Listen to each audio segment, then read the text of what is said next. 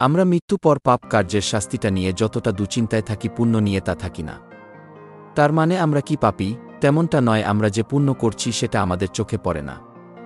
দেখুন, আপনি নিশ্চয় কোনো মেয়েকে প্রচণ্ড ভালোবাসেন, সেক্সে জড়িয়েছেন দু একবার। তাকে ছাড়া আপনি বাঁচবেন না। আচ্ছা বলুন তো, ভালোবাসা কি পুণ্যের নয়? আপনার একটা ভালো বন্ধু আছে যাকে ছাড়া মদের আড্ডা, সিগারেট ভাগাভাগি করে খাওয়া এক্কেবারে বিষাদ। বলুন তো, কারো সাথে বন্ধুত্ব ভাব কি পুণ্যের নয়? ধরুন আপনার প্রেমিকাকে কেউ বিরক্ত করেছে, তাকে মেরে ফেলে আপনার প্রেমিকাকে তার হাত থেকে রক্ষা করেছেন, সেখানে আপনার প্রেমিকাকে বিরক্ত থেকে রক্ষা করা আপনার বীরত্বের পুণ্য নয়। কোনো চোর 1 লক্ষ টাকা চুরি করে 5 টাকা ভিক্ষুককে দিলে সেটা পুণ্যের কাজ নয়।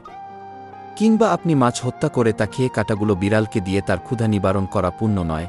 এসব কিছুই পুণ্যের, বরং আমাদের চোখে পড়ে না। আমি কিন্তু পুণ্যের কথা বলছি, ভালো কাজের কথা নয়। স্বর্গে ভিসা শুধু পুণ্য হলেই কেনা যায়, ভালো কাজ হোক বা না হোক।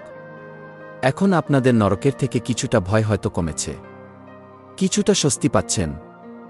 এখন শুনুন, আমাদের মৃত্যু পর কোনো শাস্তি নেই, কোনো উপহার নেই।